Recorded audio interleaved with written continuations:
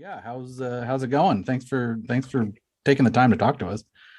Yeah, it's my pleasure. My pleasure. Yeah, I listened to some of your podcast that you covered before on QAnon. You went really deep. You deep dive down all the way down to ancient blood libel.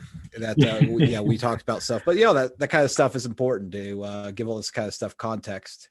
Yeah, we're sort of addicted to context. It's really bad. It's hard to know what to cut. No, it is important because, I feel like a lot of people, especially when I talk about QAnon, people talk about, this kind of thing as if it's a completely new phenomenon. Like it just this style of conspiracism just came out of the blue.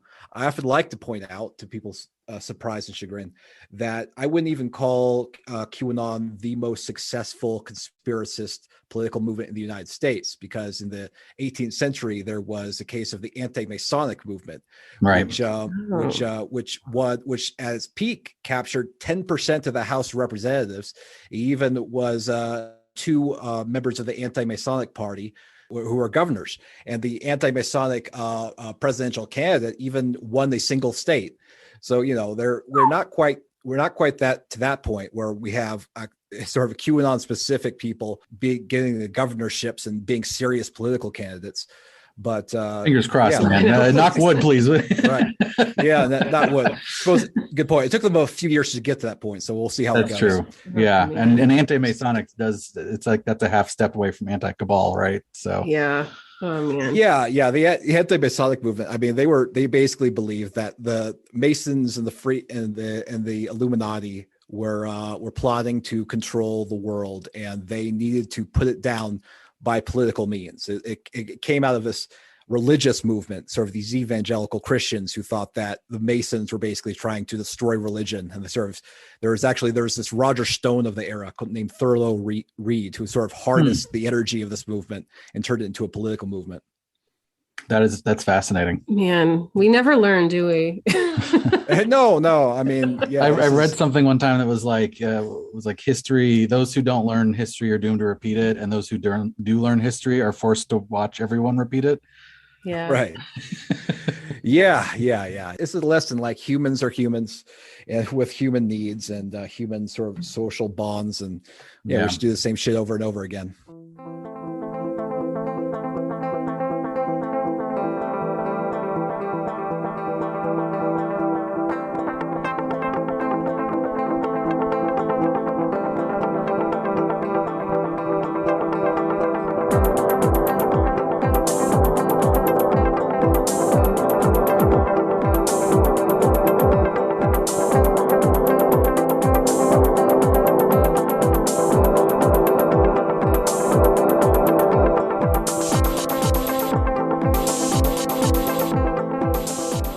Welcome to Cult or Just Weird. I'm Chris, a game designer / data scientist by day, podcaster by night. I'm Kayla. I'm a TV writer, and shockingly, I'm also a podcaster. What? I know. Maybe I didn't actually need to say that since this is a podcast. Too late. Anyway, as you just heard, today, though, we actually have a third person to chat with. We do? Yes. Who's that? We were lucky enough to snag some time with Travis View of the very awesome, very insightful, and very popular QAnonAnonymous podcast. Which is amazing. Even though I was literally a participant in this interview, I am feigning surprise and delight. Okay, so why are we talking to Travis today? I'm so glad you asked, Kayla. We here at Cult or Just Weird produced a 5-part series on QAnon last year. If you're interested in QAnon, its context, its origins, how it uses powerful psychological devices, how it affects believers and their families, and ways for you to maintain some hope and sanity in the face of such torment, then definitely go check out these episodes. They comprise episodes 16 through 20 of our second season, and they all share a moniker of, quote, the Crusaders, like this episode does.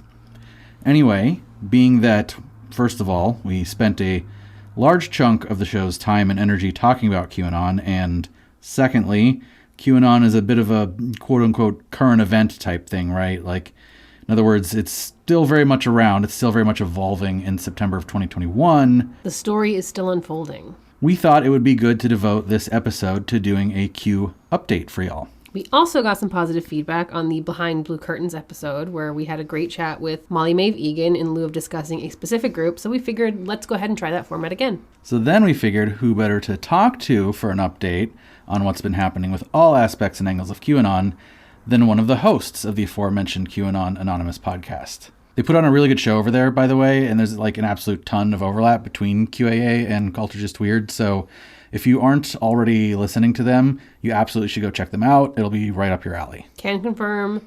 Great show. They talk about the secret queens of Canada. They talk about QAnon getting kicked off of Reddit. They talk about it all, baby. Ivermectin, horse paste. All of it. Hell yeah. So then, without further ado, here's a September 2021 update on QAnon, courtesy of QAnonAnonymous co-host Travis View.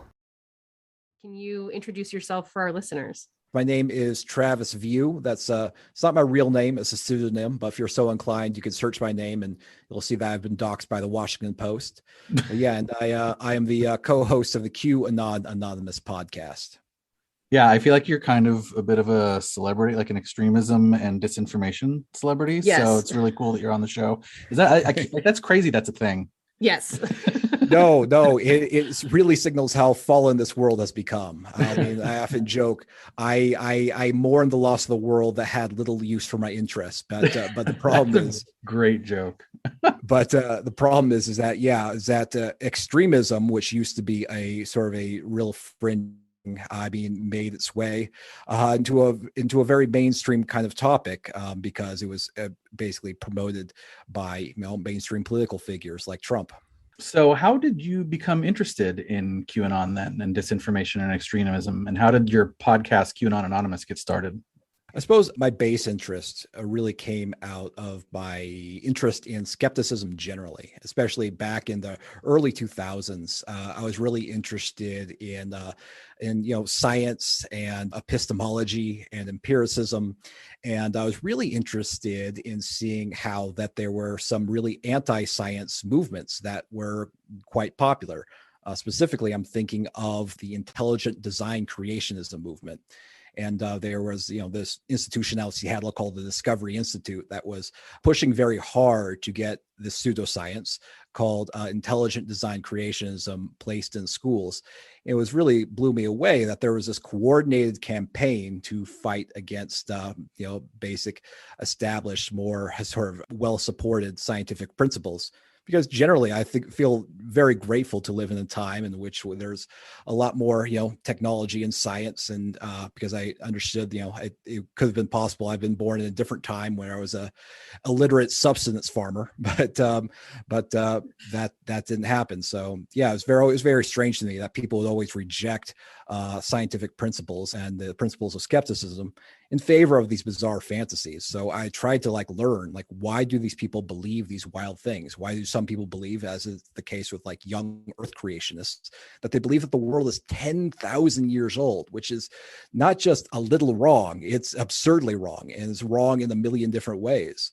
And that ties into the sort of sociological, psychological sort of phenomenon. And so that's what sort of my base interest. And I guess my more specific interest in QAnon came when I started noticing I was kind of aware of QAnon as a phenomenon in early 2018, but I kind of dismissed it as a weird Chan thing. It's just one of those things that people get really into. Wasn't really that worth paying attention to. But what caused me to change my mind was that I noticed a tweet from Charlie Kirk, who is a fairly mainstream conservative commentator. He's met with Trump. He speaks on campuses all over the country. He appears on Fox News fairly regularly. Well, Charlie Kirk, he tweeted this tweet that contained a lot of bogus statistics about human trafficking, implying that that Trump was doing a much better job of fighting human trafficking than Obama ever was. And I knew right away that was bogus because the Department of Justice, they take years to release their statistics about the federal arrests and stuff. So I tried to trace the origin of this claim, and I figured out that basically it came from a spreadsheet that was compiled on the Q Research board on 8chan. And so there was this path from the bizarre fringes of conspiracism on 8chan all the way to Charlie Kirk's Twitter account and his hundreds of thousands of followers on his verified account. That made me realize that, this is not something that's just staying in the bowels of the internet. This is something that seems to be being picked up by mainstream social media figures and is being pushed onto mainstream social media networks in a significant way. It's not just, fringe conspiracists. So that's what really got me interested in that. And so that caused me to sort of track QAnon a little bit more closely and help journalists try to understand what exactly was going on with the phenomenon. That's really interesting. It's so disheartening. It's like, obviously we've all been talking about QAnon for such a long time, but like going back to stuff like that, it's so disheartening. Yeah. And that pathfinding from the fringe to the mainstream, I think, is what really, that's the scary bit about QAnon, because otherwise it just, like you said, you could just kind of forget about it. It's just a fringe, right? Yeah. It's like, I don't have a problem with generally with people believing in fringe, wild things. That's a very human thing. I guess it's sort of like, it's the same kind of thing that disturbed me with intelligent design creationism. It wasn't merely that they believe something that was false or deviated from scientific principles, is that they were working to push these false beliefs into mainstream public schools. So that's what really, really, disturbed me. There's this bizarre coordinated effort amongst a bunch of people to make their fringe false beliefs much more acceptable and popular. So one more comment on that is that just the way that you said you started being interested in this stuff just reminds me of myself a lot, because I was sort of interested in cults when we started doing this show, but really the draw for me I've always been into skepticism, right? Like I've always, sort of like you were talking about, into science and empiricism and that sort of thing. And we started doing this show and I thought it was just going to be like, all right, I'm just going to dunk on some weirdos for a bit. Like, our second episode was about what the bleep do we know in Ramtha. And so I thought that was kind of going to be the thing. And then over the past couple of years, it's just, without even me noticing, like all of a sudden now we're in this place where it's just so much more than that. It's so ubiquitous. It's so intense. Yeah, that was, the really troubling thing is that, before I really got into, QAnon, I didn't think I was really interested in like extremism so much because I didn't really tie those two together. I really thought of it more as like a sort of a debunking kind of thing. Like these people believe these false things and I will correct them with the facts and the more reputable sources, and this is how I'm going to counter these things. But through the help of a lot of researchers I've connected with and journalists, I realized that no, this is actually a much deeper problem than merely false things that need to be debunked. This is an issue of extremism, and this ties into things like white nationalism and other kind of like ugly political movements. And the thing is that people believe these extremist sort of ideologies, for much more deep reasons than merely believing that they have, a secret key to the universe. It's a sense of identity, is a sense of purpose that's just that runs really, really deep. Yeah, your journey really resonates with me there. Yeah, that is the journey. I feel like that is the journey of anybody who kind of comes to this, is like you started in one place where it was like, I like to read about skepticism and now the world is ending. So you've kind of given us a where you were before QAnon Anonymous, but where do you see yourself and where do you see the podcast going from here?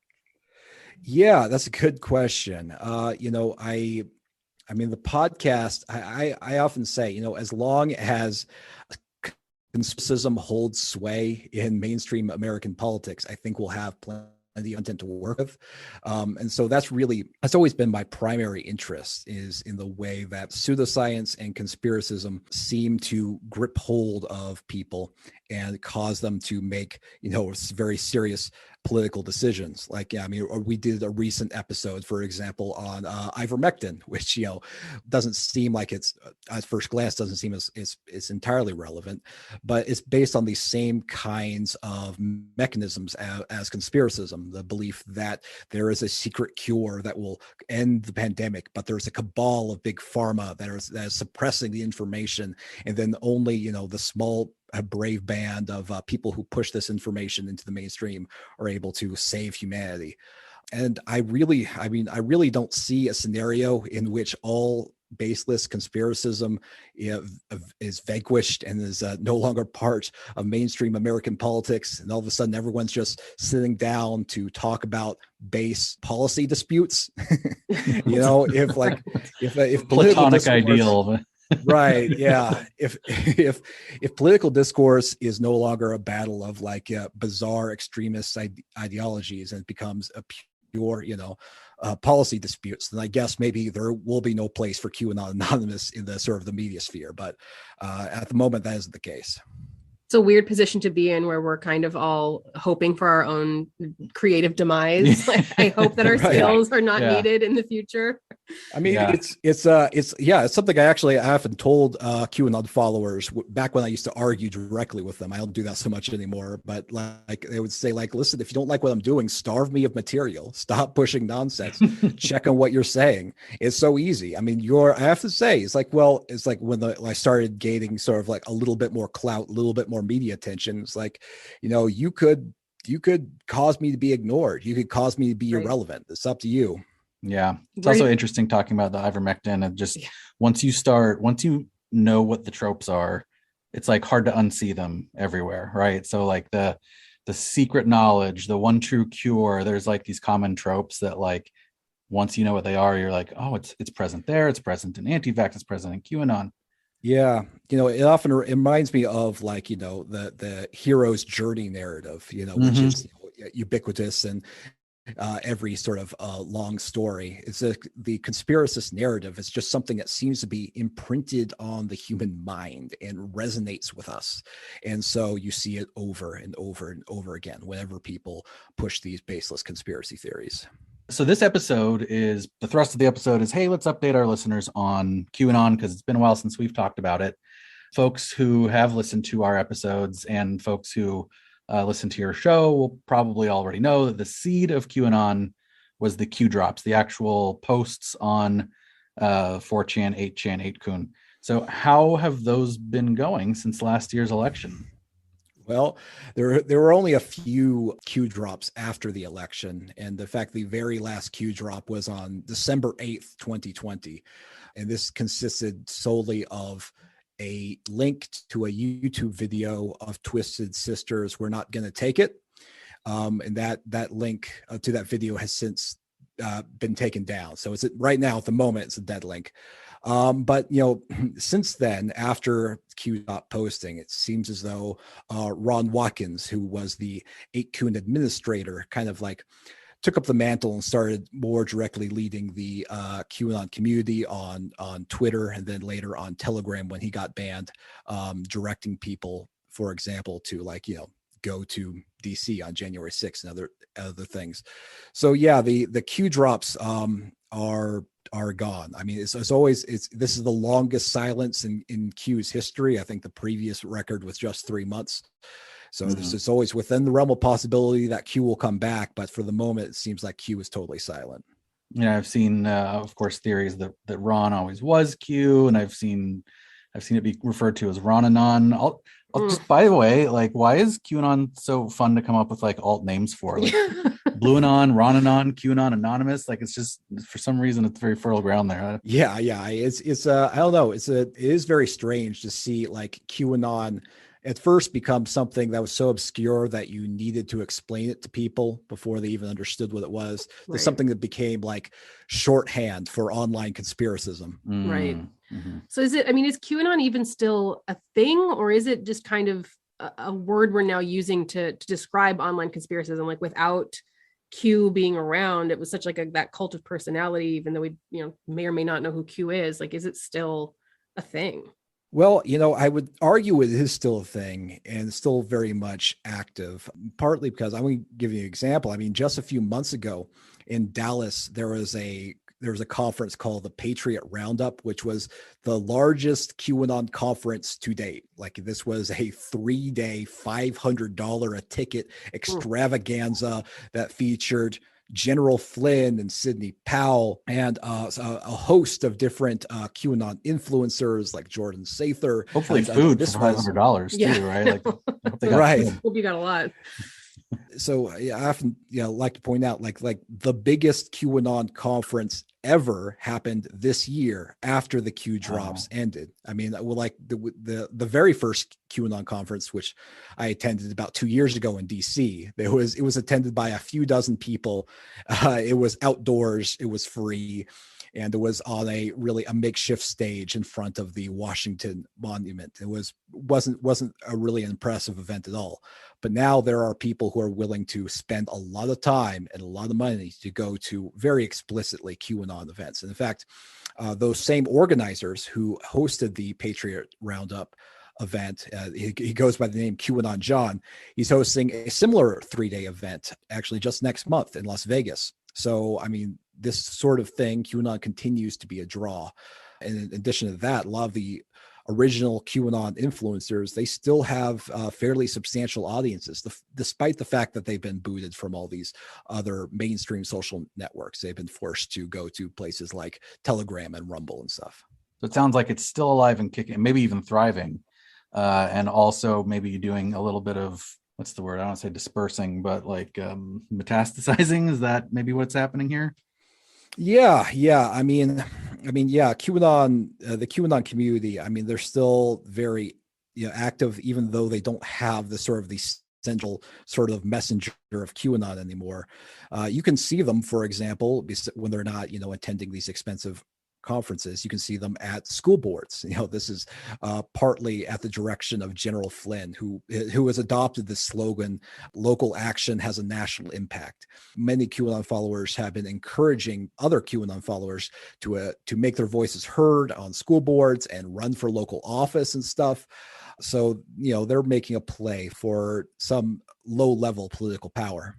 It's very scary. Like it's very, I feel like that phrase that you said of the local, the local action having this national power, it makes it hard to know how widespread a movement like this is and how much of it is just a vocal minority versus a giant political party. Do you think it's gotten bigger, or do you think, has it acquired more people, or are people that are in it just becoming louder? I think I have to imagine that the people who are involved in QAnon became more vocal, because this was always my general concern, is that what really interested me about QAnon was that it was a very kind of passive kind of political movement, because it's based upon this premise that there are big revolutionary changes that are coming for your benefit, the kind that you like, and you don't need to do a thing. You're right. The Q team are handling it behind the scenes. You just need to sit back and grab your popcorn, watch the show, as the Q drops often said. But I thought, man, this can't last forever. Like, no one's patience when they're waiting for something big to happen lasts forever. There's gonna come a point when they feel like in order for, they're still gonna have that passion, that desire for big changes, but they're gonna feel the need to do it themselves in order to scratch that itch. And so, yeah, I think that this is, partly the kinds of thing that we see. I mean, obviously the most dramatic example of this was January 6th, but like in lesser examples, we can see this in the way that they are making a play for local office. Well, you mentioned January 6th, which absolutely crazy. Yeah, that's definitely an example of what you're talking about, where it goes from this passive to more active thing. I think when we had Jatarth Jadeja on the show, he called it forcing the end. So how is it that a real world violent insurrection has these ties to this online conspiracy thing? Is it just that? Is it just people getting restless and needing to make the thing real?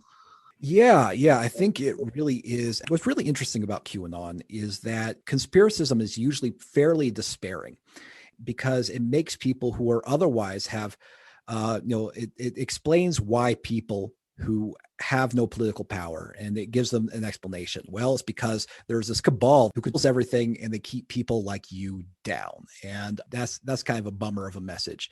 But Q is different because it said that, no, actually, this cabal that you hate so much is going to be defeated by you sitting at your computer, posting memes and being involved and connecting with other like-minded QAnon followers. And so all of a sudden there's this, there's this hero's journey. There's this belief that you can, in fact, even though you feel very powerless, you can defeat this cabal that you believe that is keeping you down.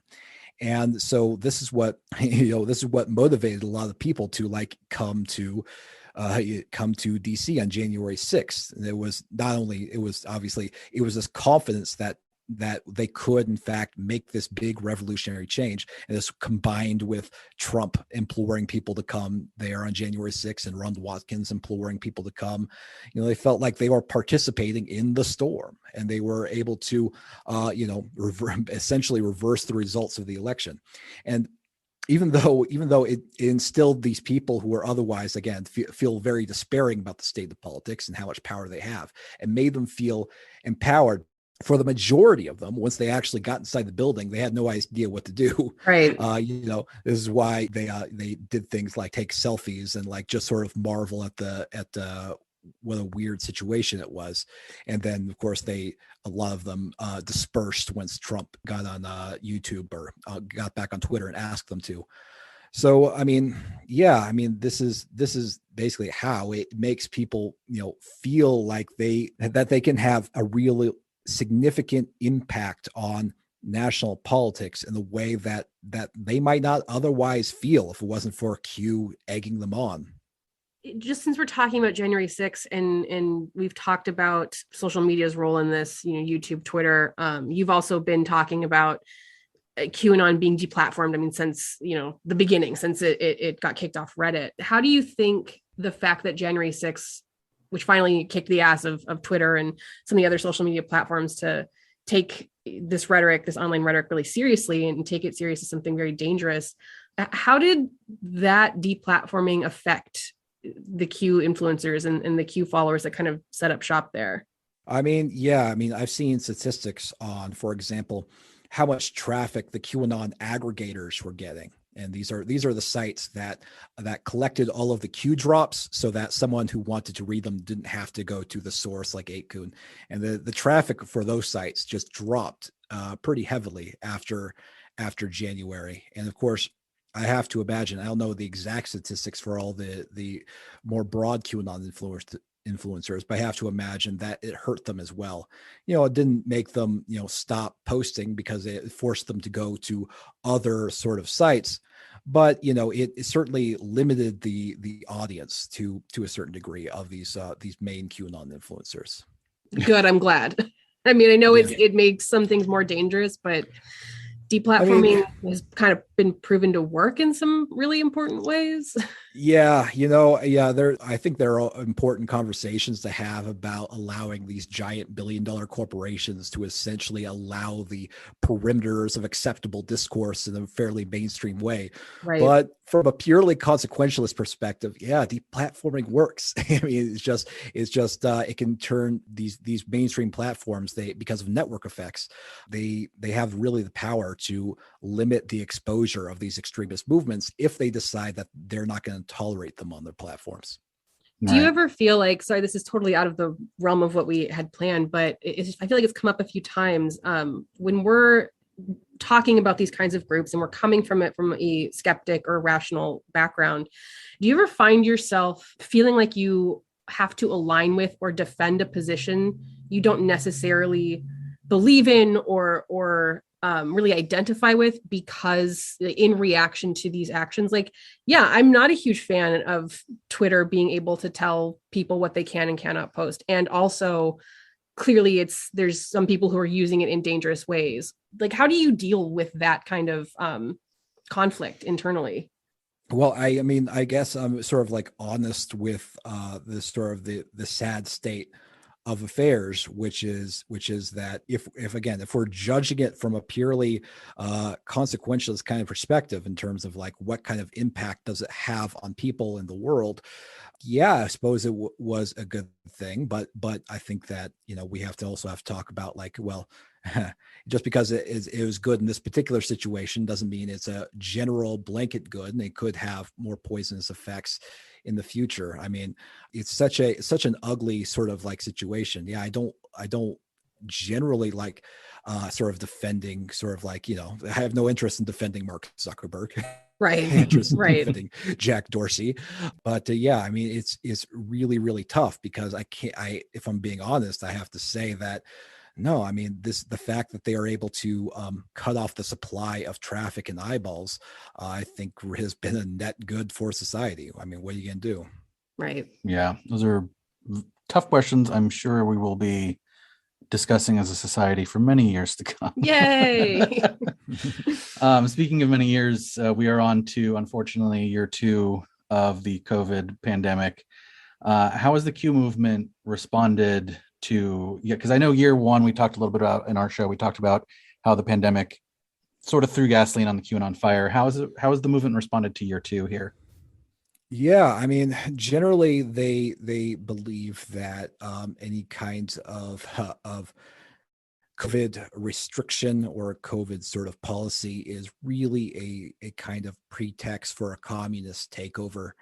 And I think that there's always, I think it's always healthy to question whether or not any particular government policy is actually in the benefit of anyone and these sorts of things. But yeah, they've been reacting very, very poorly to these sorts of policies. It's just made them like, even more paranoid and fearful. And gosh, honestly, there's no good time for a pandemic, but man, this could not have come at a worse time when there's already a great deal of distrust and strife. And then you're right. The pandemic, it just caused all people to feel like the ground was underneath their feet and nothing was really stable anymore. And so they turned, and then of course, as a consequence, they often spent a lot more time at home at their computer. And so it caused a lot more people to get radicalized. I mean, yeah, it was a really ugly situation. Not only was it bad timing, but we've talked about this a couple times where it's like, if you were just going to design a virus, it makes me rethink my stance against intelligent design, because I'm like, it absolutely feels like there is someone out there designing all of this. Yeah, terrible writing. If you were to design a virus like to exploit the cracks and flaws in American society, this is what you would do. You'd say, okay, let's make like half of it asymptomatic.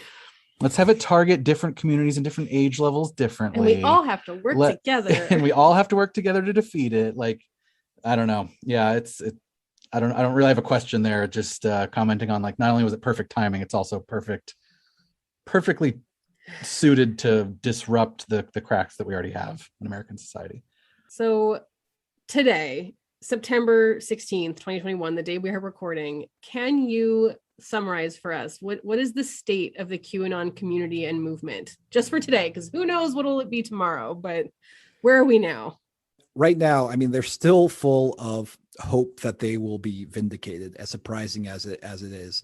I mean, they're getting some sort of fuel. For example, it was just announced that attorney John Durham sought an indictment for a lawyer in connection with his investigation into the origins of the Russia-Trump investigation.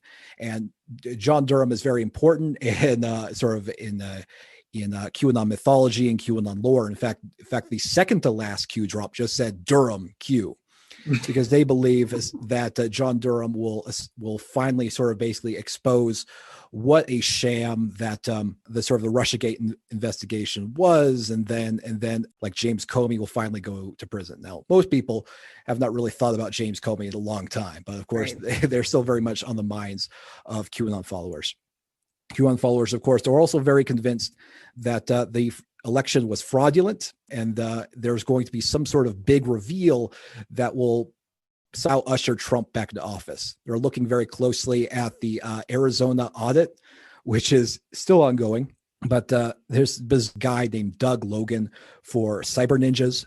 And they believe Doug Logan also happened to communicate pretty extensively with Ron Watkins, and they believe that this audit, once it's finally revealed, will expose all of the fraud, and then we'll realize that Biden is not the legitimate president.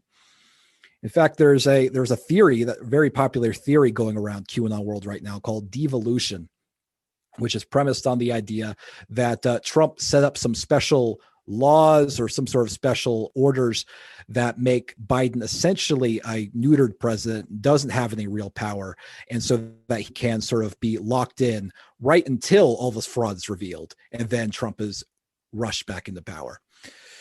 So that's it. They're still full of hope.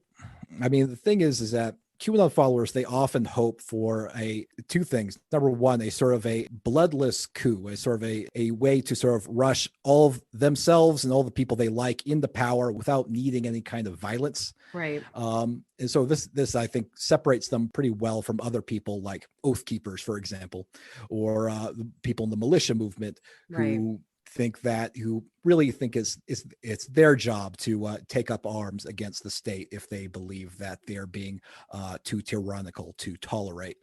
But no, I mean, QAnon runs on pure hopium, as they say. This idea that they're going to get everything they want, all their enemies will be vanquished, all they will get to say "I told you so" to your friends, and all their friends and family will say, "We were wrong, you're right the whole time. Let's call each other again." Please. So one of the things that we really appreciate about the QAnon Anonymous podcast is that you guys really go wide on a bunch of this stuff. I mean, there's a lot of conspiracy universe stuff that is context important to QAnon, and I really liked your Gene Ray Time Cube show, so thank you for that little jolt of nostalgia there. Yeah. But we're curious, why do you think there's always an audience for these strange, no matter how strange or weird or niche, there's always an audience for some of these conspiracies? When you were doing that episode about the secret queen of Canada, my jaw was on the floor that this person had followers, and we follow a hollow earther who has followers that are getting tattoos of his symbol on his body. And finish the question. Yeah, no, just why do you think that no matter how weird and out there, there's always people willing to follow someone? Well, I think it's a very human desire for esoteric knowledge, which I think is fairly universal. I mean, I have it. I mean, I feel like I'm a fellow traveler with conspiracists in this sense, in that I'm really interested in these bizarre insider stories that are only a few people are really privy to. Now, I think there are a lot of healthier ways to get esoteric knowledge. You might, for example, read a history book.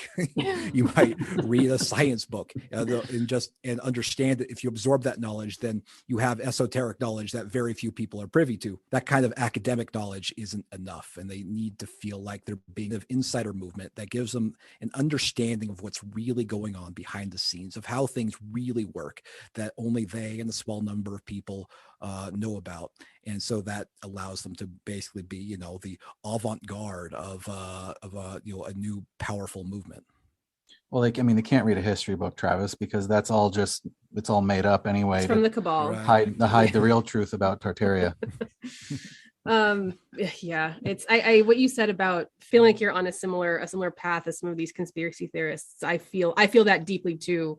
And it's something that I need to keep in check about myself, because if I get the wrong YouTube video served to me, I'll say something to you and I'll be like, I saw this YouTube video about how 0 and infinity are the same thing. Did you know that? And once I hear myself say it, it's like, no, you're seeking the secret knowledge. Go read a history book, Kayla. I have to scully your Mulder go sometimes. Go read a physics book. We're fine. But I think that's a good point, is that some of us who have this desire to follow these conspiracy theories from a more analytical or investigative perspective, we're probably doing that because we have that desire for the secret knowledge as well. I mean, a lot of it was like it's like some of these things that like they're very big, intriguing claims. I mean, even going all the way back to like intelligent designs. Like, really, you think you've overthrown a 150-year-old theory that's used in the biology department in every single university in the world?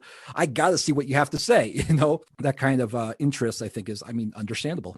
Yeah, and then the funny meta thing there is too is like people listen to our podcast to get information that they find intriguing or they didn't know about too. So there's this like, I totally get that, right? I mean, even when I write the scripts, like I have a little reminder for myself when I write a script for my episodes, like, hey, make sure you like try to find some stuff to present that will make people go, whoa, that's crazy. I didn't know that, right? Like Yeah, I mean, also, I mean, I always try to give the benefit of the doubt to conspiracists as much as I can, like asking like, well, what is like possibly true about this? You know, even if like, you know, something like anti-vaxxers, obviously their stance of vaccines are wrong, but their stance on the history of corruption with pharmaceutical companies, I think, is quite spot on. There's like, you can find a lot of bad stuff that big pharmaceutical companies like Pfizer have done in the past that's worth being concerned about, and worth that is sort of understandable why these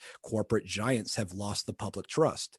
That kind of stuff I'm always interested in. Or even like, you know, government conspiracies. I'm extremely intrigued with the history of like MK Ultra, because it sounds like the most wild, bizarre, false conspiracy theory that you could think of, but it's totally true. Like, once the CIA was totally in the thrall of Cold War paranoia, they felt it justified to run human experiments on U.S. citizens with drugs to try and understand how to control people's minds. It's absolutely insane and absolutely true. So, you know, I give it to them when they're on the right track, at least. Right. When you learn about the real history of MK Ultra, it absolutely feels like reading a Dan Brown novel. Like, it feels like the secret knowledge and how is this real? And then it is. And there's dozens of things like that. I mean, we talked a lot about trust erosion when we, on the show, certainly during the QAnon episodes.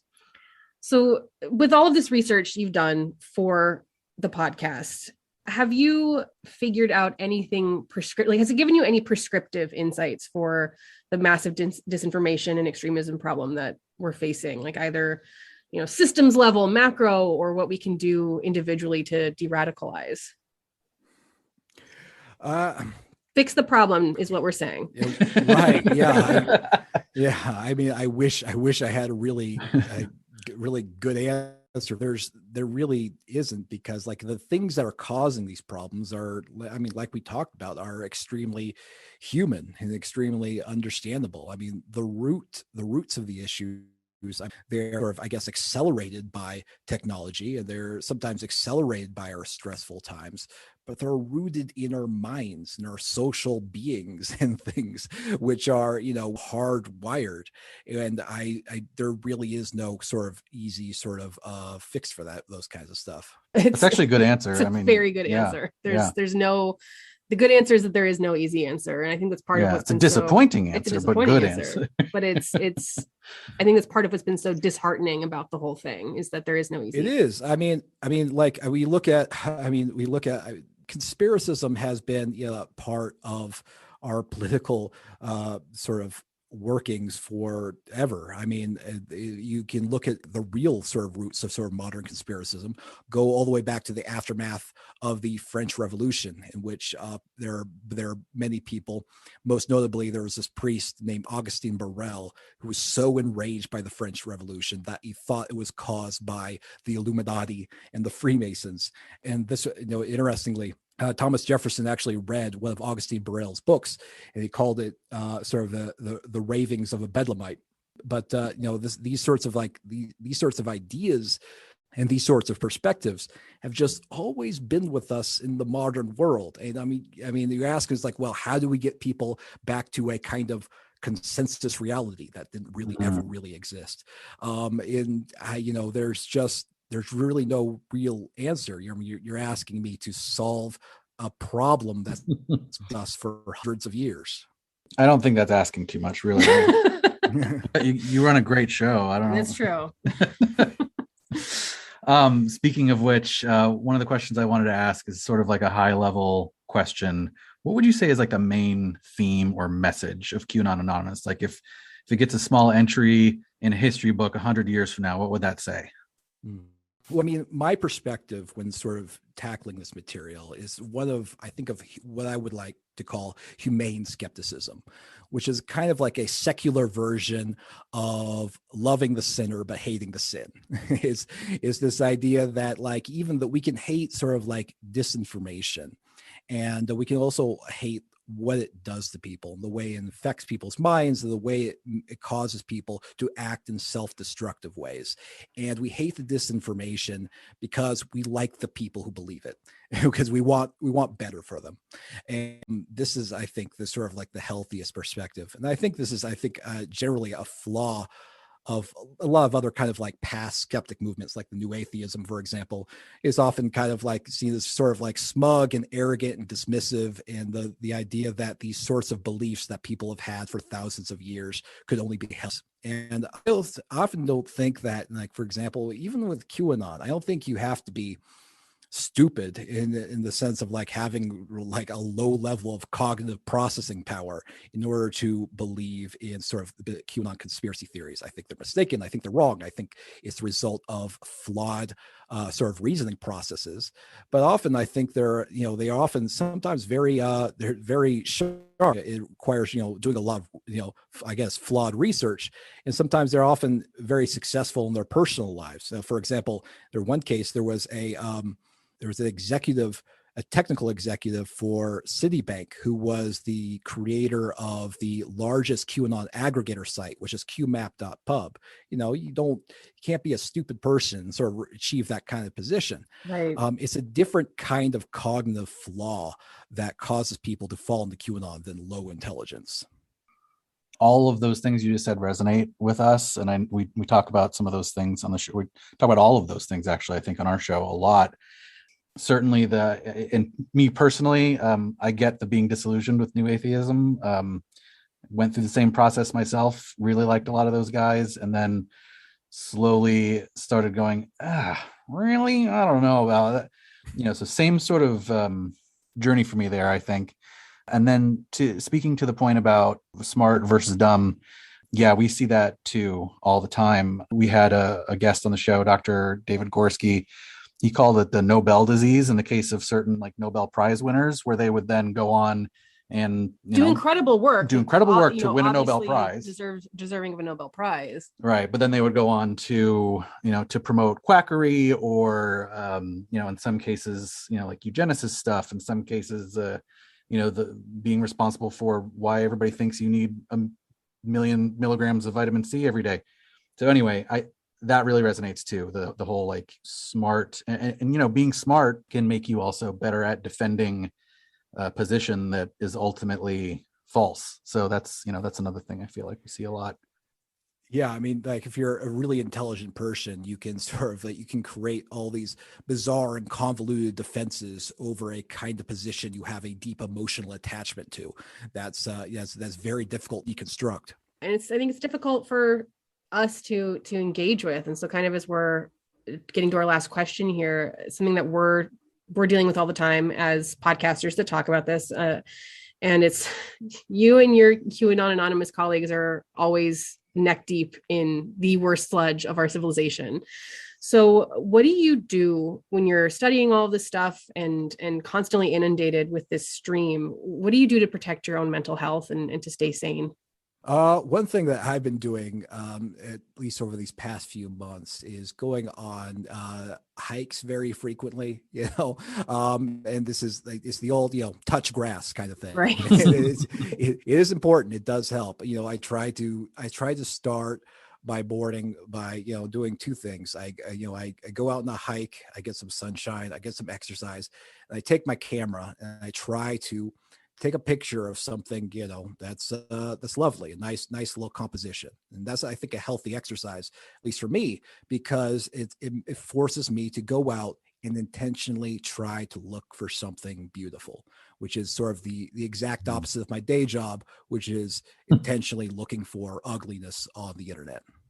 Are you able to interact with social media and with things like Twitter in a healthy way now? Or I feel like I can't personally. It's like I go on Twitter, I just see garbage. Do you feel like No, like I really can't. I've been, this is something else I've been doing more recently. I mean, throughout 2018, 2019, 2020, I was on Twitter very frequently. I was a very active user, tweeting several times a day about crazy things I would find.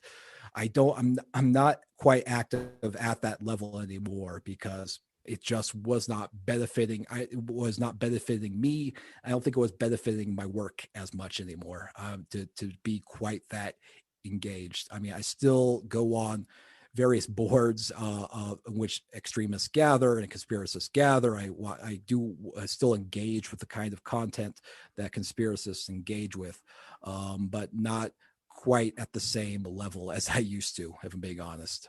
Do you think you noticed a difference in your own mental state after taking a few steps back from Twitter? Yeah, absolutely. I mean, it's like when you're in the thick of it, I mean, it really makes you feel like, this is this bizarre convoluted mess, like, is the world. And especially when you see it sort of start to leak out into mainstream politics. When you take a few steps back, I think it helps you gain like some level of perspective.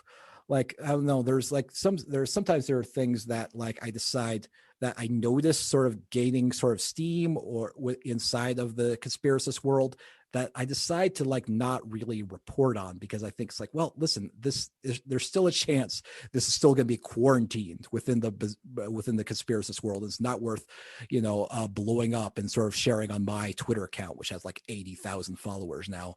One example is that I guess I'm doing it now, but Ron Watkins, he started, the whole alien leaks kind of movement. He had set up a website really into UFOs and aliens. Even though that was sort of a project he was doing and something that might be worth being concerned about if it sort of gets to a more mainstream place, I think that, this is not something I don't think is quite, it's not hurting people quite at the level that QAnon is quite yet. So it's not something I'm just going to engage with on a deep level. It's not something I'm going to share with my more mainstream audience, because I don't think it's quite as relevant as sort of other things. And it has been beneficial. I mean, I have noticed, sort of a personal benefit, the sort of my own mental health, when I'm able to take a step back and do other things besides engaging in bizarre online content for hours every day. That's really good. And that helps us. Yeah. It honestly feels a little bit like the advice that's needed for people who get sucked into the conspiracy theories.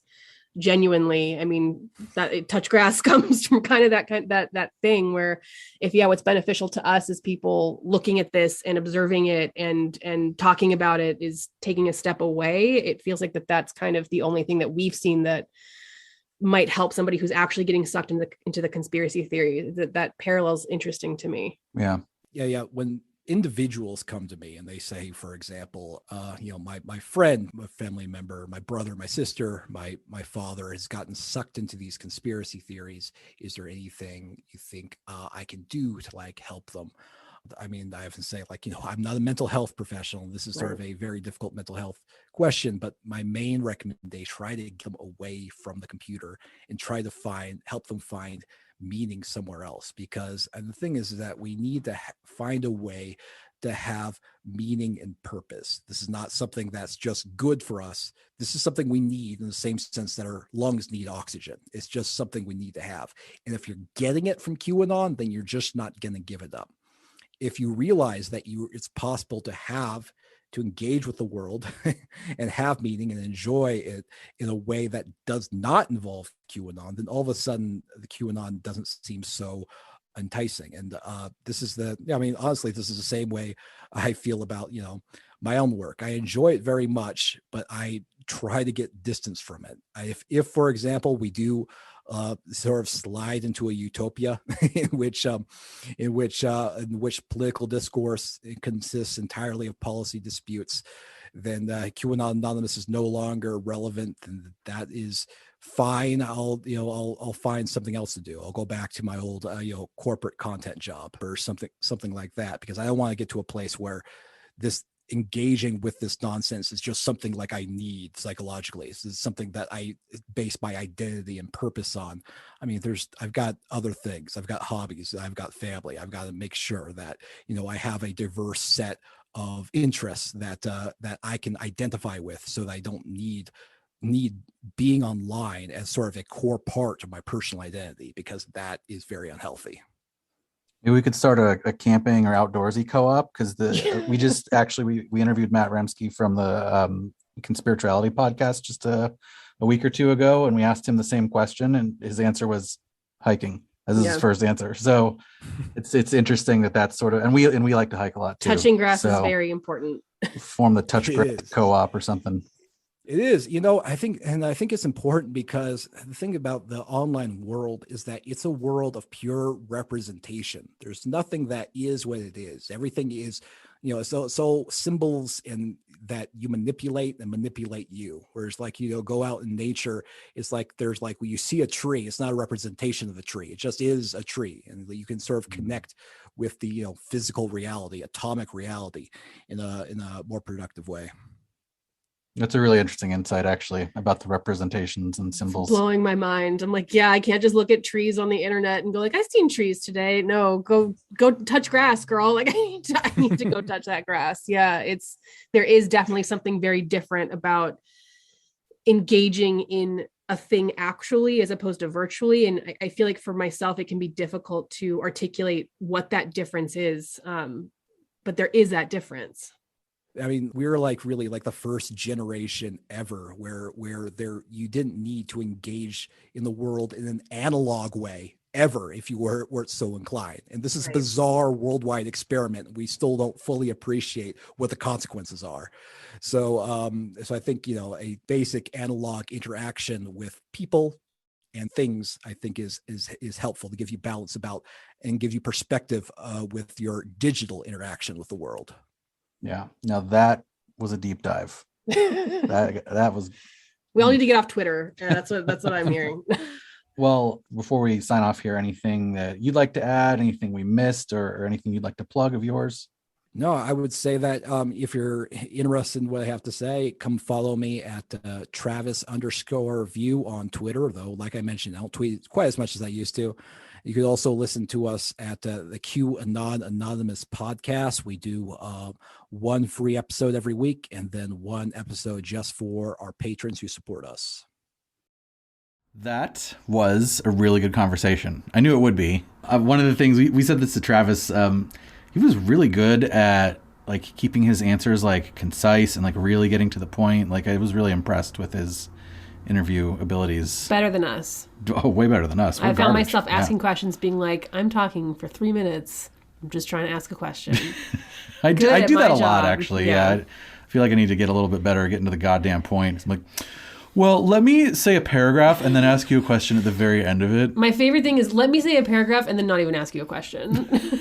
Yeah, I do that too. Oh man. But we're not here to self-flagellate. Let's react. No, it's time. It's the react portion. React TM.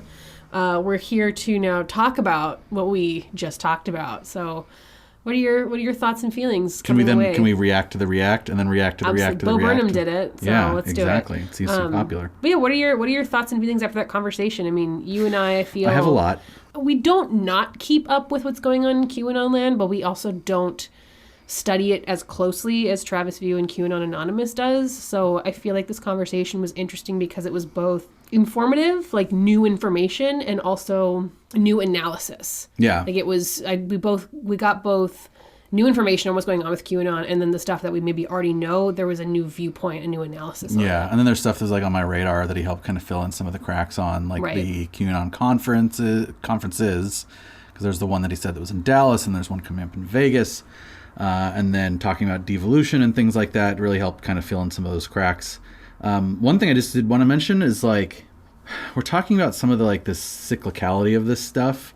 I just wanted to differentiate real quick. Like, we are still in this cycle. This is not like, we're still in the moral panic. Yeah, there was a moral panic in the 80s. There was a moral panic in the 1800s. There's moral panics every 30 years, whatever. We're still in this one. Right. This is the current moral panic. It didn't end, and then we're coming back to right. it. No, it did not end. It didn't end with our last episode, shockingly. I know. I thought we had solved it. And it did not end with it clearly did not end with the U.S. election. Right.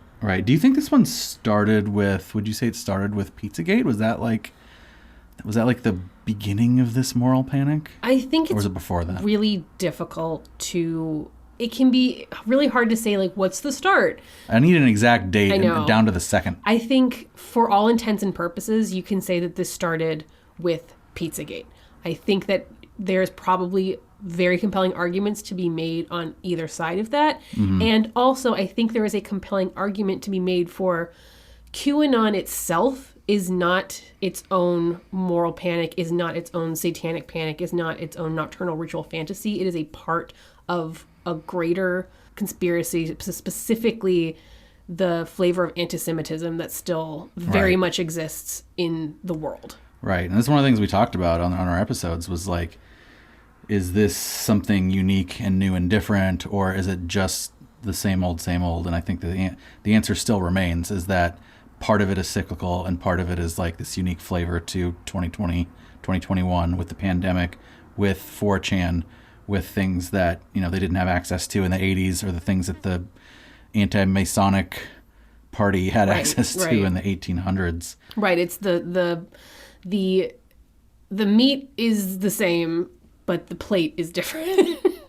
Or is the plate the same, but the meat's different? Or is it the different sauce? I think it's just different sauce. Is it just different sauce? Yeah, it's like Bernaise versus A1. The broad strokes are the same, but then, that's why it's the sauce, because you put the sauce on with a paintbrush, right? Since when? I don't know. I think this metaphor got away from us. I think you don't know how to eat. One of the other cool things I thought, I don't really have too much to add here, but it was really cool to like hear Travis talk about his journey, like before and during all of this, like what got him into this sort of work. Right. Because I was like, oh man, I really identify with a lot of that. Coming to this from a skeptic, like, well, I like science, I like to read Brian Greene, and then be like, oh, all of a sudden now, why did you do it in that voice? That's how our voices are when we come to this. We're like little babies, and then we read a book, and then now we're adults going, oh God, oh God, oh God. Yeah, I know. But there was also a different flavor too, because he was talking about being really interested in sort of that dominance of that intelligent design discussion that was happening. It's still happening actually, but that was really prominent, a decade or two ago. And it's funny because like I kind of forgot about that. Yeah, me too. And I was in with school like at the time. Everything that's happened when he said that. I was like, how big of a deal that was. Oh yeah. I also think something that's interesting, and just kind of keeping in line with this part of the conversation. It's come up with you and I. It's come up with talking to other people. It came up in this conversation. The disillusionment that happens for folks that kind of come to this from a skeptic viewpoint. Mm-hmm. The disillusionment with the quote unquote like new atheism and the new atheist leaders. And it's always interesting to hear that journey because, selfishly from my perspective, like I saw you go through that journey because, this was, it was a lot of people that maybe you identified with or looked up to. With the new atheists, I never felt like I was a part of that because there was never really space for, there wasn't a lot of space in that movement for people that weren't, right. I hate to use this, but the straight white men, like there wasn't a Kayla. lot. No, I'm sorry. But there wasn't a lot of space, and that's why there continues to be issues with the misogyny and the exclusion of women in that space. And I think that can always kind of be a thing. Obviously, that's a red flag, and those of us who are white, straight, cis, whatever, can very easily overlook it. But it's like now looking back, it's like, yeah, red flags abound, man. Like, look at how exclusive this group was. Yeah, as a white, straight, cis dude, I had a lot of blind spots there. So, like, at the time, I wasn't like noticing a lot of those red flags, of course. And so your journey is very different than mine. Your journey is like, yeah, man, there were red flags there. I never felt welcome. My journey is like, because I had the blind spots and then they were revealed to me. Right. My journey was very disorienting. Like, oh, these guys actually kind of suck. And like that felt, I guess, ultimately I'm really glad to talk to people like Travis and to read, articles about sort of that disillusionment, of which there have been some written. Right. Because it definitely makes me feel less alone and crazy there. Yeah, no, same. Because for some of those guys, like, again, Michael Shermer for a long time, and he's still not, it's not like these guys are the worst devils in the world, but, I really looked up to him for a long time. Right. That's a lot of why I'm a skeptic is his column in Scientific American. And having him be like a Andy Ngo fanboy is really that's really upsetting to my brain. Yeah. So anyway, it's just it's good to hear that some other people have like Travis have experienced that same sort of journey. And I think it does the same thing to make me feel less alone, because my experience with a lot of the new atheism, the Richard Dawkinson specifically, it was a lot of the experience wasn't just like these guys are bad. It was like, what's wrong with me? What's wrong with me that I'm not connecting to this group of people? What's wrong with me that I don't feel welcome here? What's wrong with me that things are making me feel like an outsider or unwelcome, or what's wrong with me that this is not connecting to me? And so it's good to hear. I mean, it sucks, but it's good to hear that multiple people have had this experience and realized like, oh yeah, all of the answers weren't here. All of the answers really weren't blows here. That you were feeling that gaslighting of like, what's wrong with me? I hope that, we've talked about this in the show a lot. If, we asked him, what is the through line of your show? And I think, we have a similar sort of through line, but I would also say that one of our big through lines is, you're not alone. You're not like, if you are feeling, gaslit in the same way, like you're not welcome in skeptic communities, or you're not welcome in whatever community you're in. I hope that you can listen to this show and feel like you're heard or seen. Right. I hope you can have some of those same feelings that I get when I listen to Travis and he says, yeah, I was disillusioned by these guys, but I still have the skeptical bent, but it's it's this very sort of nuanced approach. Like he talked about social media, how like there's good and bad and moderating it. If you feel the same way about some of these things that we do, but you don't want to be like an arrogant dickweed about it, then I hope that listening to our show can give you some of that sense of community and belonging. We just want to be better than Richard Dawkins. Yeah, which done and done. I hope so anyway. Well, something that really kind of a little bit in the same vein of what we're talking about, something that really got to me, it was that conversation that we had about like, skepticism without being a dick about it. The way that Travis put it was like humane skepticism, the secular version of quote unquote, loving the sinner, hating the sin. That felt really important to me. It's something that's very difficult. Don't hate the player, hate the game. Don't hate the player, hate the game. It's something that's very difficult to engage with right now, because it's not just, some people think differently than me, or even, some people think differently than me and are trying to make their politics enact their worldview. It's some people think differently than me and are making public health choices that are hurting a lot of people. Right. And so it can be really difficult. And I don't think loving the sinner but hating the sin is always the right. Interesting. Yeah. It really depends on what your definition of love is in any given circumstance, or what your definition of sin is, or what your definition of sinner is. But I don't necessarily think it's always the right thing to be like, you're okay, you just have bad beliefs. Like sometimes you have to punch the Nazi, for lack of a better analogy. I think this is part of why we added the criteria of chain of victims, right? Because sometimes it is, when you're dealing with these groups, it is really, really difficult to know, like, are you a victim that I feel bad for because you got sucked into this thing? Right. Or are you a perpetrator of these crimes that I dislike? And I mean, there's so much discourse online. That's the thing. It is both. And that's what makes it hard to think about. That's what generates all of the back and forth discourse online about like, you should be able to make fun of ivermectin paste eaters. And then like, no, you shouldn't do that. That's why there's always discourse about that. Is because it's so hard to differentiate in this chain of victims. And QAnon is a great example of that. When we're living in a world like this, where we're all stuck inside of our houses and there's an opportunity for a better world and so many of us aren't taking it, sometimes you got to blow off a little steam by joking about all the people eating horse paste. And I don't begrudge people fulfilling that need, but also it is a complicated thing. Or like Travis said, you got to go out and touch grass, baby. Touching grass is probably the better option than dunking on folks online almost always. Yeah. I think I've been doing a little bit better with the social media step back and touching grass a little bit better lately. We went and looked at the trees last week. We were like, yeah, we did. Oh, we could sit here. We have an afternoon off. We could sit here and like be on the internet, or we could go drive to a tree place. And we drove to the tree place, and it was better. It was a better choice. The thing that Travis said that was different than I've heard or thought of before was the thing about like the symbology of the internet. Like when you're on the internet, even a picture of a tree is still just a representation of that tree. It's still a symbol of that tree. It's not it's not interacting with a tree, the base layer of reality, the way you are when you're out in nature. And he said the atomic level. Did he say atomic level? He said like that was one of the phrases. Is like you're on the atomic. Okay, well I don't have a scanning electron microscope. So I'm just saying you're not dealing with the tree's atoms. You're dealing with a picture. I know. I'm just being a dildo. Go. That's what I do. No, but yeah, I thought that was really a really interesting way of putting it, because like once you get completely unmoored sometimes from reality when you're spending so much time online in ways that we probably don't even like consciously appreciate all the time. Yeah. If you're only looking at symbols, right? If you divorce all meaning from those symbols, then they become jumbled up, and I think that is also what happens to a lot of conspiracy theorists when that happens. One other thing that we talked about we just mentioned this a second ago, but deplatforming from social media.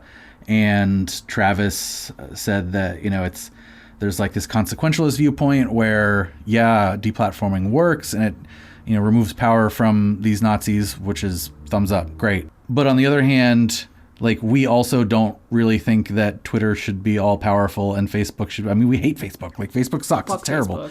So my question to you, Kayla, is deplatforming good or bad? Go. That's not the proper question. You cannot ask what? No, stack rank. You cannot properly answer that question.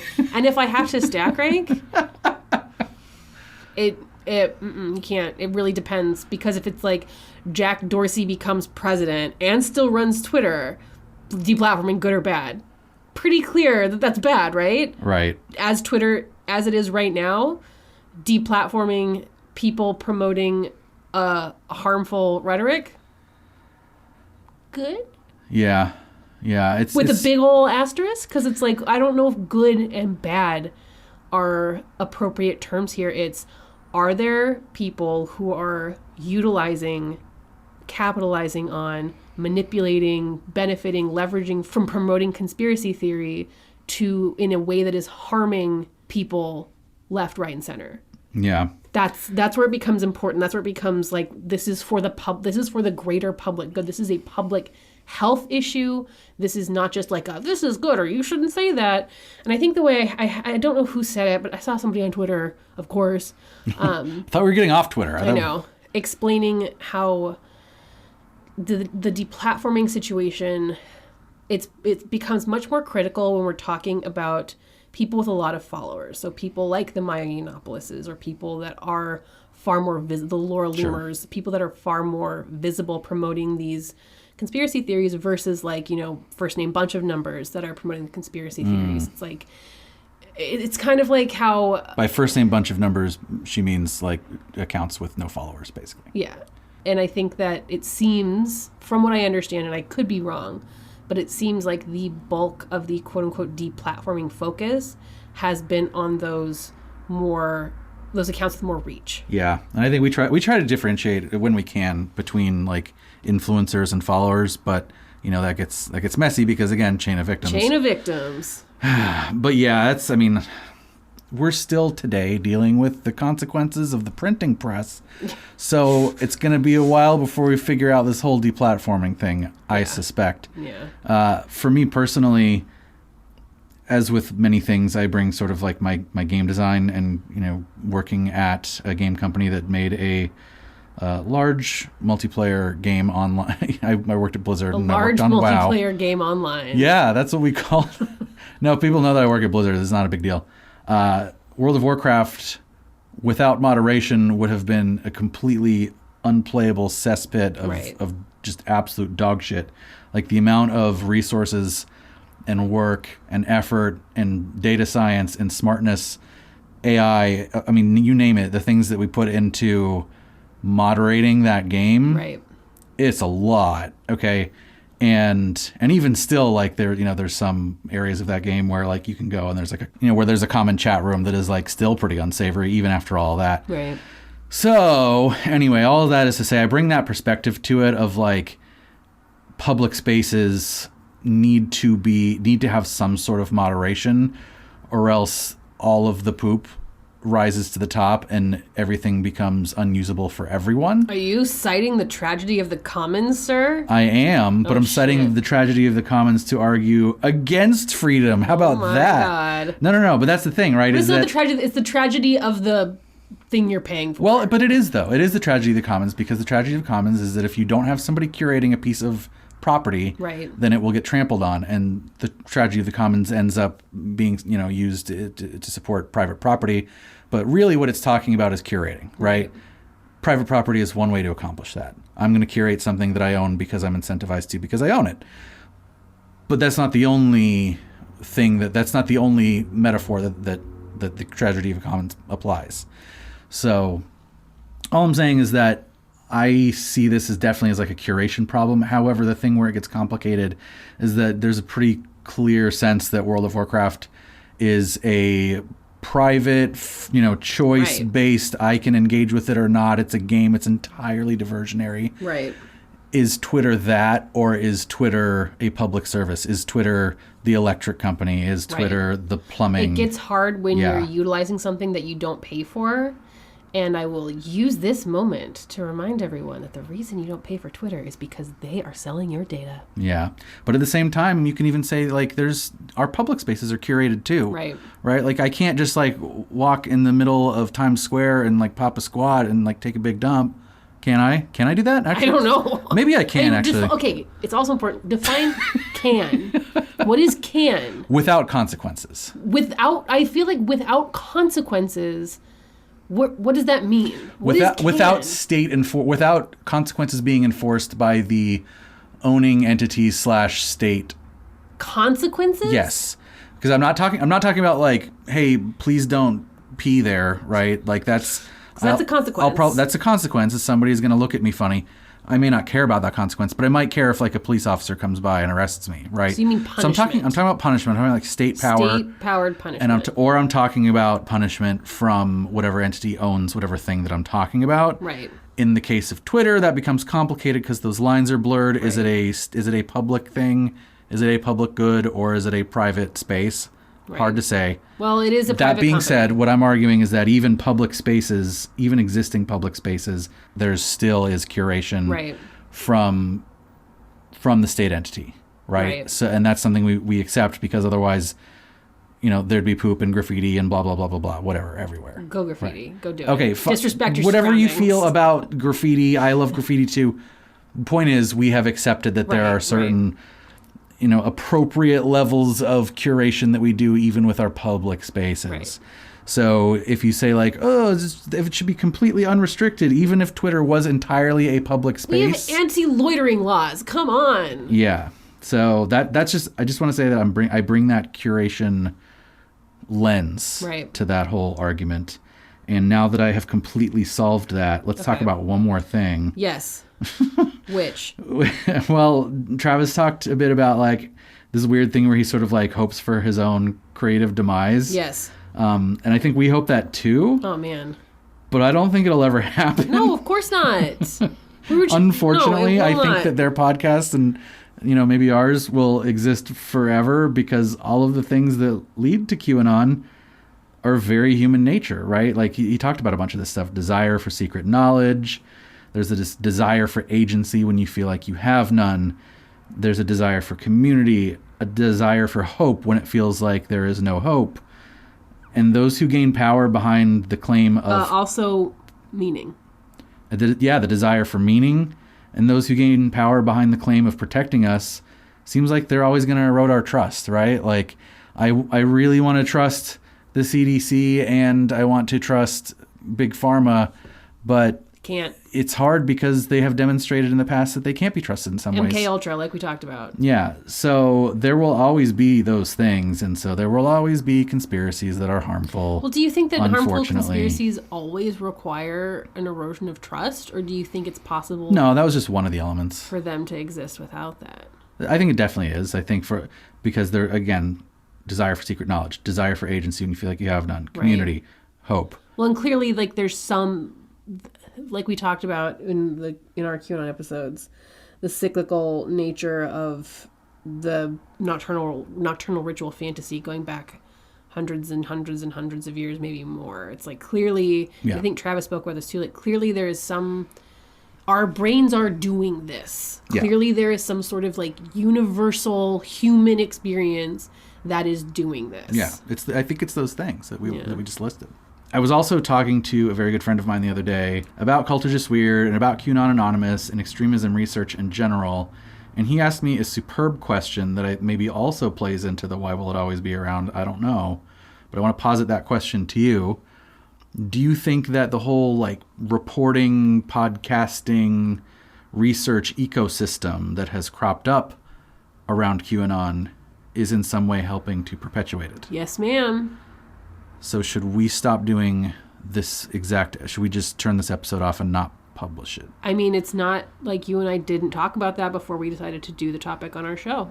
Okay. We did talk about that, but part of the way we talked about it was less to do with this, like, is the reporting ecosystem perpetuating this, and more just the even more baseline question that we have talked about a lot with some of the topics we've covered on the show. Does shining the light onto the thing amplify it or disinfect? Yeah. And I think that the answer is probably both. I think that unfortunately, the more you talk about something, you probably are going to catch people that maybe didn't hear about it before that are going to like, oh, that's interesting, and go and be funneled into that thing. Yeah. But I also think that isn't inherently wrong to cover that thing. And I think that another answer to this question, we would have to do an entire episode on, because I think that it would require several hours of conversation to really dissect the ways in which American media, in particular, news media, has worsened or amplified QAnon. Yeah, worsened or amplified a lot of QAnon and related phenomena. I mean, that's been a huge problem. In fact, it was just recently a huge problem with the whole September 18th thing, where there was supposed to be all the stuff going down in D.C., and then it got really amplified by sort of the media ecosystem, and it turned out that it was like a whole lot of nothing. There weren't that many people there, and the only real effect that all of this media coverage had was to signal boost this guy who was like a nobody and had no power to say, like, basically just free millions of dollars of advertising for this like Nazi guy, and cause fear and anxiety in others. I was nervous. I was like, something could happen. I don't know. Clearly something can happen because we've seen something happen. So who's to say it can't happen again? Yeah, and I think the thing that also worries me about this type of stuff is specifically the way that the internet surfaces the worst things from either side to the other side. Right. And then that creates this sort of like a resonance chamber of like, did you hear what this fill in the blank worst person, Jack Posobiec, whatever, right? Did you hear what Jack Posobiec said about blah, blah, blah? And then like everybody on the left is like, fuck, the people on the right are such jackasses. But really what they're thinking is Jack Posobiec said something that was a total piece of shit. Right. Now, granted, there's like, several dozen more Jack Posobiec's. He's not the only one. Right. But is it the majority of the right? Similarly, is the majority of the left people, like, I don't know, like Charlotte Clymer, or like people that are saying stupid things on the left, and that's the stuff that gets surfaced Right. to the people on the right. So now you have everyone on the left thinking that everyone on the right is Jack Posobiec. You have everyone on the right thinking that everyone on the left is probably pick a worse person than Charlotte Clymer, because she's not a Nazi, at least. It's just hard because there's not Jack Posobiec's son. I know, but we also are a little bit blind to it. We're a little bit blind to it. Fucking because that stuff doesn't get surfaced to us, right? Like I'm just saying there's no left QAnon in the same way. QAnon is an alt-right phenomenon.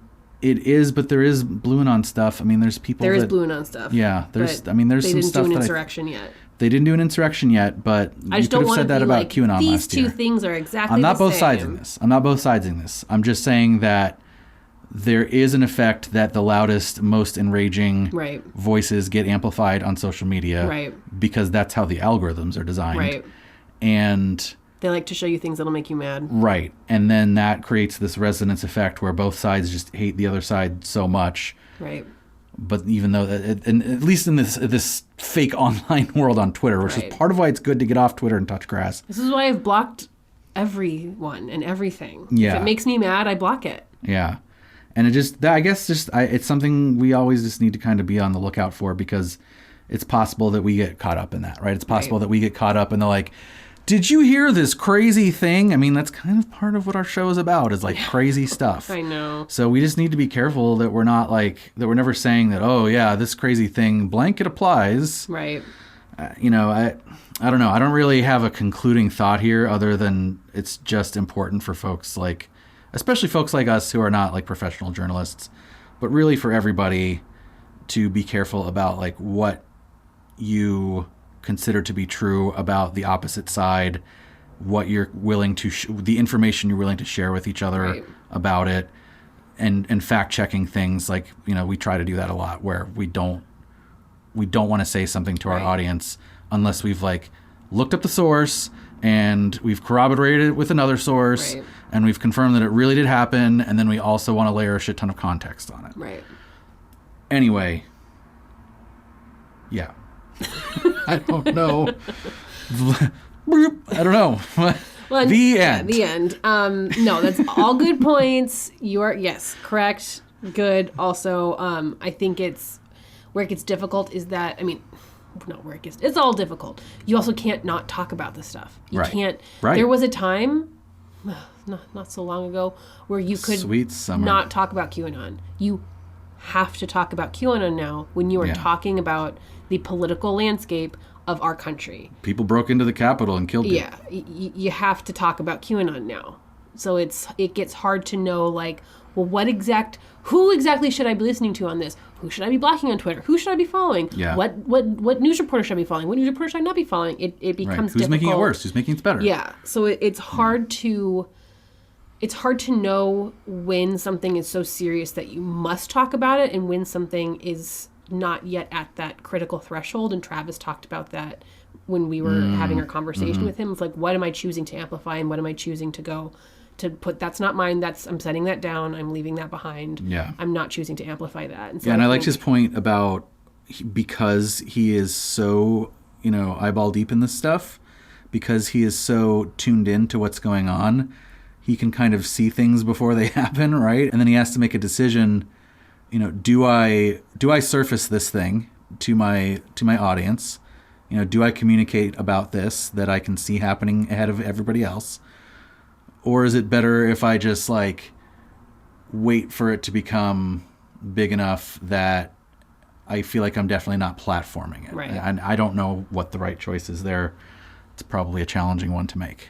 I mean, Cassandra tried to get everyone to believe her, and no one did. Poor Cassandra. And she died. So Yeah. take what you will from that Greek tragedy. I do feel like we should perhaps move on now to our criteria. But we didn't. Oh. We didn't do a cult this time because it was just QAnon update. Yeah, we already decided on that way back in December of 2020. But Right. That's right. We did add 2 new criteria in season 3, so maybe we should talk about those real quick. I think it'll be a very fast conversation. It'll be real quick. But yes. Yes and yes.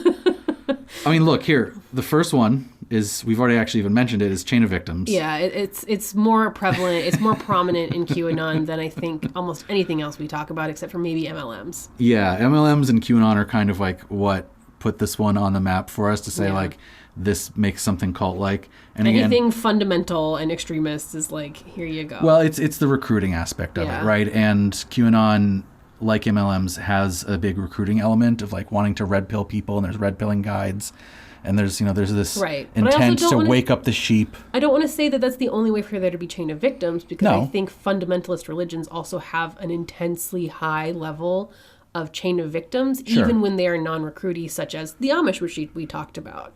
That tends to be a chain of victims that's more like parent to child or older generation to younger generation. Right. With QAnon, though, it's definitely that recruiting aspect. So obviously chain of victims is high here because QAnon is one of the things that led to that criteria being created in the first place. And then are their beliefs dogmatic is the other new criteria. No.